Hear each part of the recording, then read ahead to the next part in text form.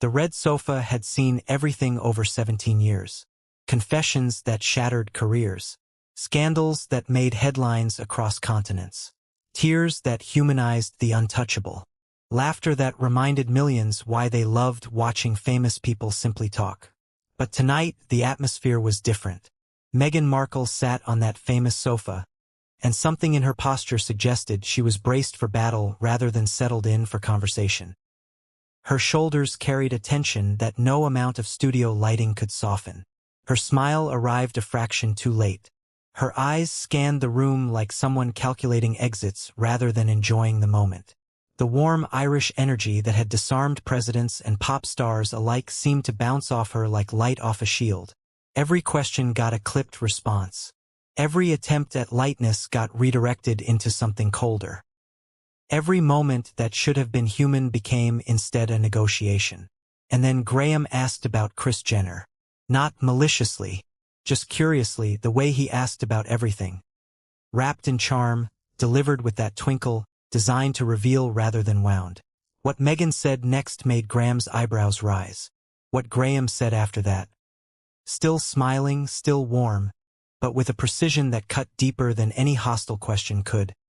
Would be replayed across entertainment television by morning. Because Graham Norton had spent 17 years learning to read people. And what he was reading tonight told a story Meghan clearly didn't want told. The Graham Norton show studio hummed with its usual Friday night energy. The famous red sofa dominated the set, drinks flowing freely, an audience primed for celebrity revelation, the kind of electric anticipation that only live television can generate. Graham had been hosting since 2007, building an entire career on a revolutionary theory. That people reveal more when they're comfortable than when they're cornered. He didn't ambush. He didn't attack. He simply created space for honesty, then watched what happened when famous people forgot they were being watched. Meghan arrived with an entourage that seemed excessive for a Friday night chat show. A publicist, a handler, someone whose job appeared to be monitoring energy levels, checking angles, managing the environment. She walked onto the set with practiced grace, embraced Graham briefly, settled onto the red sofa with careful attention to camera angles. The audience applauded warmly, genuinely pleased to see her. This wasn't hostile territory. This was the friendliest interview format in British television. Graham poured wine. The ritual began. Meghan, welcome to the show. Graham, thank you for having me. We're delighted. Now, I've got wine, I've got questions, and I've got an audience that's very excited to hear what's actually going on with you lately. Shall we dive in? I'm ready for conversation. Conversation with wine. That's how we do things here. The opening was classic Norton. Warm, disarming, inviting. But something in the way Meghan accepted her glass, the way she held it like a barrier rather than a beverage, suggested this conversation would require more than wine to loosen. Graham leaned forward. The first questions would be soft. They always were. That was the method. Put people at ease, let them forget they're performing, then watch what emerges naturally. But Meghan wasn't performing. She was fortifying. Let's start with something everyone's asking, Graham said, that playful glint in his eye. What wind blew you back to Britain? July trip, Birmingham, the whole family coming for Invictus. 4 years since you've properly visited. What changed? Meghan's expression remained carefully controlled. We're excited about the Invictus events. I'm sure you are, but 4 years is a long time to stay away, especially with your husband's family living here. Was it circumstance or was it choice? Circumstances required careful planning. Careful planning. That's a very corporate way of describing a family visit. Most people just say, "We missed everyone." You're describing it like a merger. The audience laughed. Graham's tone remained light, but Meghan's expression tightened almost imperceptibly. Security logistics are genuinely complex. They're complex until they're not. Apparently, for years of complexity, and now suddenly, it's manageable. What uncomplicated things? The question hung in the air. What had changed? What made this trip possible when so many others hadn't been? Meghan's answer came carefully measured, each word chosen like a chess move. Circumstances evolve. We're in a different place now.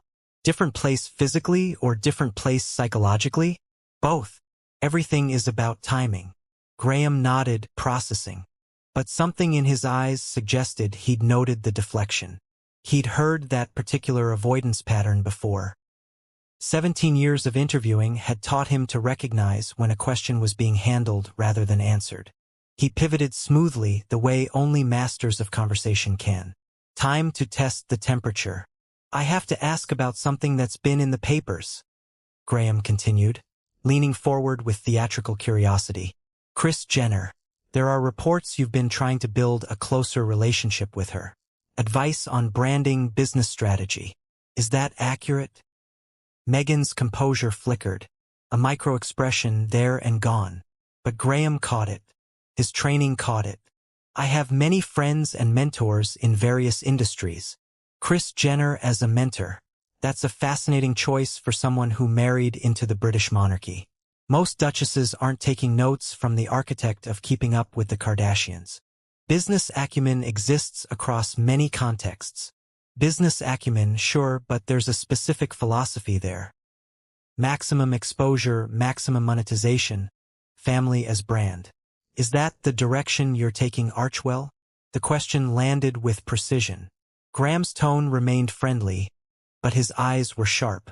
He was asking about strategy, about direction, about the fundamental question of what Meghan actually wanted to build. That's a reductive characterization. Is it? Because from outside it looks remarkably similar. The content deals, the family documentaries, the branded products. If it walks like a Kardashian strategy and talks like a Kardashian strategy, Meghan's jaw tightened. The audience murmured. Graham pressed gently forward. Your husband, reportedly, finds this uncomfortable. The Kris Jenner connection specifically. Sources say he's embarrassed by it. True or false? I won't speak to unnamed sources' claims about my husband's feelings. Fair enough. But you two attended her birthday party last year. Photos were taken, then reportedly deleted at your request. Why delete photos of a friendship you're not embarrassed by? Meghan grabbed her wine glass. The gesture was defensive, the speed betraying more than words could. Privacy around personal relationships is normal. Privacy you extend selectively. You'll do a Netflix documentary about your entire life, but a birthday party photo needs deleting. That's not privacy. That's damage control. The audience murmured again. Graham held her gaze, still smiling, still warm. But the question had exposed something. The contradiction between the narrative of privacy and the reality of carefully curated exposure. The staff situation, Graham said, his tone still light, but the question landing heavy. Reports suggest you've lost at least 18 staff members in recent years. That's an extraordinary number. What's happening there? Meghan's fingers tightened on her wine glass. Every organization experiences turnover. 18 is beyond turnover. That's an exodus. I've run production teams for decades. We don't lose 18 people unless something's fundamentally wrong. What is it? I have high expectations for excellence. High expectations that apparently no one can meet. Or maybe the expectations aren't the problem. Maybe it's how they're communicated. You're making assumptions about things you don't understand. I'm asking questions about things that have been reported extensively. Your former private secretary resigned 3 months before your Colombia trip. That's not assumption. That's documented fact. What happened? The question hung in the air. Graham was no longer asking gently. He was asking directly, the way journalists ask when softness has failed to produce answers. Meghan's voice sharpened. Professional relationships evolve. Evolve into what exactly? Because from what I understand, the evolution is toward termination. Multiple reports suggest your staff have described the working environment as extremely difficult. What's your response to that characterization? I have nothing to say about anonymous complaints. Anonymous complaints that multiple outlets have independently verified. That's the thing about a pattern. Eventually it becomes the story itself. Netflix, Graham continued, moving to the next front. The reports have been brutal. Love Meghan underperforming, the lifestyle brand struggling, Buckingham Palace reportedly responding to your jam marketing. What's actually going on with your Netflix relationship?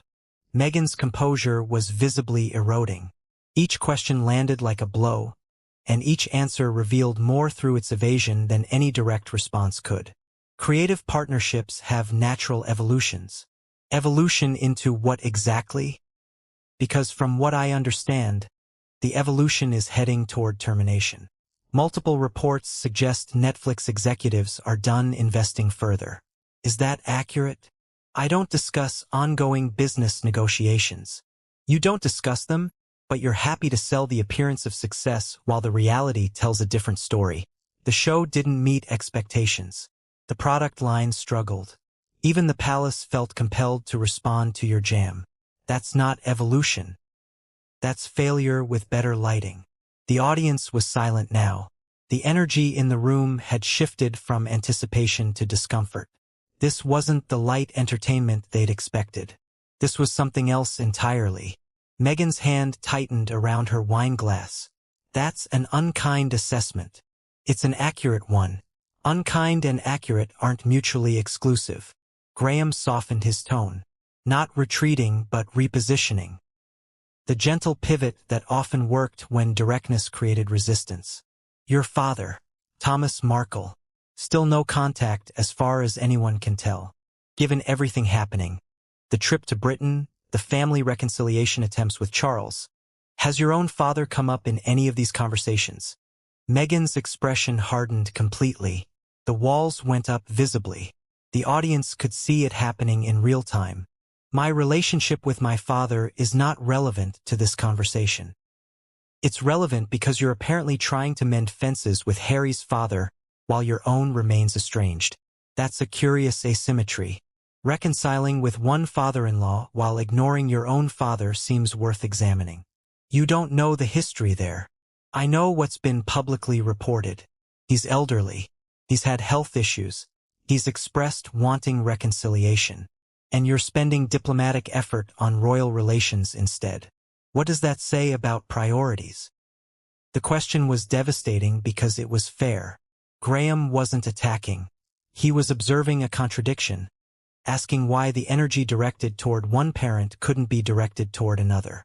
That's an unfair reduction of a complicated situation. Complicated is your favorite word tonight. I've counted 4 times now. I want to ask about your children, Graham said, his tone growing more serious. Archie and Lilibet. There's been this bizarre corner of the internet. Conspiracy theories questioning their parentage, surrogate rumors. It's ugly stuff. How do you handle that? Meghan's anger was immediate and genuine. For the first time all night, the emotion in her voice matched the intensity of the moment. Those theories are racist garbage. They are completely. I've wondered, Graham interrupted gently. Does the extreme secrecy around your children contribute to the speculation? Other royal children are visible, documented, part of public life. Yours exist almost entirely behind closed doors. I protect my children from exactly this kind of ugliness. But does the protection create space for the ugliness to grow?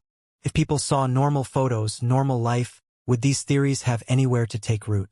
You're blaming me for other people's racism. I'm suggesting the strategy might be counterproductive.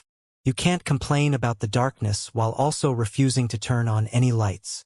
The metaphor landed with precision. The audience absorbed it.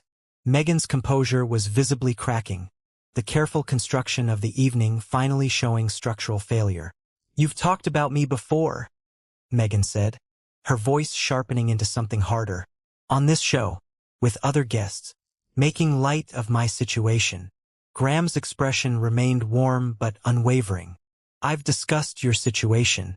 Yes, because it's newsworthy. Because it's interesting. Because the contradictions are genuinely fascinating to observe. You've mocked me. I've observed you. There's a difference. When someone claims victimhood while enjoying extraordinary privilege, that contradiction deserves examination. I'm Irish. We're very good at spotting people who complain about problems they've largely created themselves. That's incredibly presumptuous. It's incredibly accurate. You left a functioning career to marry into the world's most famous family. You then complained about the very visibility that marriage provided. You've built an entire brand around grievance while living a life most people would consider extraordinarily fortunate. The contradiction isn't presumption. It's observation. Graham's voice remained calm, almost clinical. He wasn't attacking. He was simply stating what seemed obvious to anyone watching. The divorce rumors, he continued, undeterred. They're persistent. Financial strain, different priorities, Harry wanting reconciliation with his family while you seem less enthusiastic. What's the truth there? Tabloid speculation with no basis. No basis, yet your team issued formal denials. Happy marriages rarely require press releases confirming their happiness. What prompted the statement? Misinformation requires correction sometimes. Or sometimes correction becomes necessary because there's substance to correct. Which is it? Is your marriage solid, or is there genuine strain that's being managed through PR? Meghan's voice sharpened further. You're fishing for scandal that doesn't exist. I'm asking direct questions that deserve direct answers. Every deflection makes the questions seem more warranted, not less. Here's what I find genuinely interesting, Graham said, leaning back with his glass. 17 years I've done this show. I've had guests going through actual crisis. Addiction, divorce, career collapse, public humiliation. Most of them can eventually find some humor, some perspective, some genuine moment of connection. He looked at her directly. The warmth was still there, but it had shifted into something more penetrating. You can't. Everything is defended. Everything is deflected. Everything becomes an attack when it's actually just conversation. That tells me something significant about where you actually are right now. Your questions have been consistently hostile. My questions have been consistently normal. What I'm asking about, your family, your business, your marriage, your father, these are the questions any interested person would ask. The hostility you're perceiving exists because you're bringing defensiveness to questions that don't warrant it. I came here expecting a friendly conversation. You came here expecting no accountability. Those aren't the same thing. Friendly doesn't mean uncritical. I can be warm and still ask hard questions. That's actually what good conversation looks like. The distinction was devastating. Graham had articulated precisely what had been missing all evening. The fundamental confusion between personal warmth and intellectual rigor. The Kris Jenner situation troubles me more the longer we discuss it, Graham continued, because it suggests something about direction. You married into an institution built on discretion, tradition, careful management of public image. And now you're apparently seeking guidance from someone whose entire empire is built on the opposite principles. People contain multitudes. They do, but strategic choices reveal priorities. If you're genuinely seeking Kris Jenner's counsel, you're signaling a direction. Maximum visibility, maximum monetization, family as content. That's a legitimate choice, but it's rather different from the humanitarian narrative you've built your public persona around. My values haven't changed. Then explain the contradiction. Humanitarian advocates seeking business advice from reality television's most successful monetizer of family drama. Those don't naturally align. Meghan set down her wine glass with more force than necessary. The sound cut through the studio's silence. You're deliberately misconstruing everything I say. I'm taking your words at face value and finding they don't add up to a coherent picture.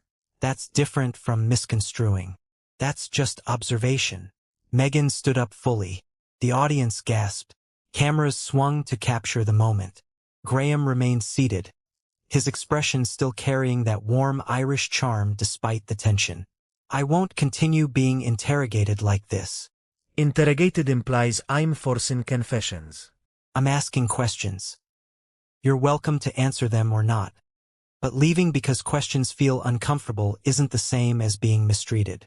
This entire interview has been an ambush. An ambush would have been surprising you with information you didn't know existed. Everything I've asked about is public record. Your staff turnover, the Netflix struggles, the Kris Jenner connection, the divorce rumors. None of this is secret. I'm simply asking you to address what's already known. Meghan moved toward the exit. Her team was already mobilizing, the handlers face pale with professional concern. I expected better from British television. Graham raised his glass slightly. British television expected genuine engagement rather than performance. We're both disappointed, it seems. Meghan paused at the studio door. You'll regret how you've handled this. I doubt it. 17 years of asking honest questions has served this show well. What might serve you better is developing answers that don't require walking out every time someone asks something specific. History will show who was right here. History will show a guest who couldn't discuss her own well-documented circumstances without treating basic curiosity as assault. That's not a flattering historical record, but it is an accurate one. Meghan left. The studio door closed behind her.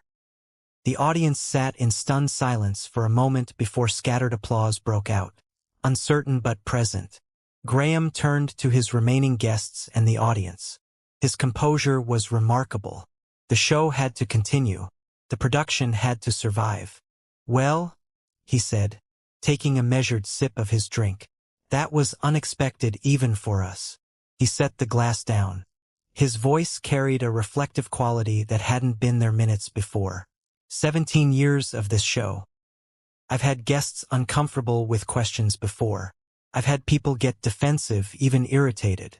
But walking out entirely over standard questions about publicly available information, that's new territory. The audience leaned forward. Graham continued. I want to be clear about something. I wasn't cruel tonight. I was curious. Every question I asked reflected genuine public interest in genuinely public circumstances. The staff departures are documented. The Netflix struggles are reported extensively.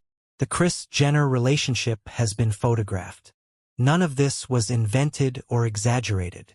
He paused, letting the words settle. What concerns me is what the reaction reveals. When someone can't discuss their own documented life without treating every question as hostile, that suggests something uncomfortable about their relationship with their own narrative. He looked directly at the camera. I don't say this with malice. I say it with genuine curiosity about what's actually happening beneath the carefully managed public image. Something isn't adding up. And tonight's reaction only reinforced that impression rather than dispelling it. He managed a small, genuine smile. Now, shall we continue with our other wonderful guests? I promise to be equally curious with them, though I suspect the reactions will differ considerably. The footage aired that Friday. The BBC made no edits. The clips that spread across social media captured the collision in all its uncomfortable glory. Most duchesses aren't taking notes from the architect of keeping up with the Kardashians. If it walks like a Kardashian strategy and talks like a Kardashian strategy, 18 is beyond turnover. That's an exodus. That's not evolution. That's failure with better lighting. You can't complain about the darkness while also refusing to turn on any lights. When someone can't discuss their own documented life without treating every question as hostile, that suggests something uncomfortable about their relationship with their own narrative. The clips went viral within hours. Entertainment media dissected every frame. Commentators argued about whether Graham had been too harsh or Meghan too defensive. The episode became one of the most discussed interviews in British television history.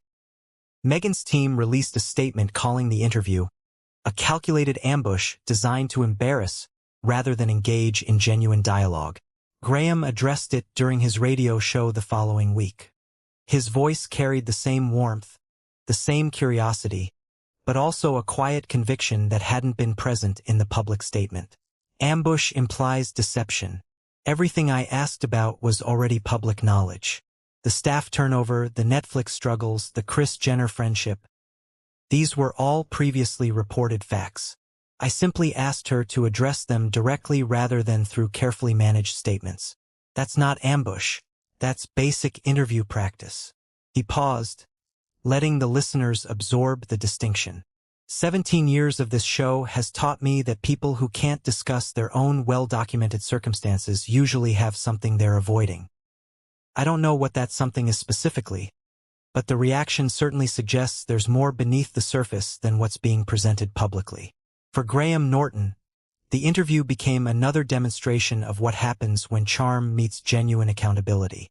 Proof that 17 years of disarming celebrities through warmth couldn't prevent the collision between public narrative and private reality. For Meghan Markle, it was particularly damaging. Graham Norton wasn't hostile press. He was beloved British entertainment, warm, funny, generally sympathetic to his guests, being unable to navigate even his gentle questioning, walking out on one of television's friendliest formats, exposed contradictions that no publicist could fully manage afterward. But for the millions who watched, something else emerged. The contrast between Graham's genuine curiosity, wine offered, warmth extended, space created for honest conversation, and Meghan's complete inability to engage with any of it authentically told its own story. Graham asked about Kris Jenner. Meghan deflected. Graham asked about staff departures. Meghan minimized. Graham asked about her own father while discussing reconciliation with Harry's. Meghan grew defensive. And in that defensiveness, in that inability to simply have a genuine conversation about her own well-documented life, everything anyone needed to know about the gap between narrative and reality became impossible to ignore.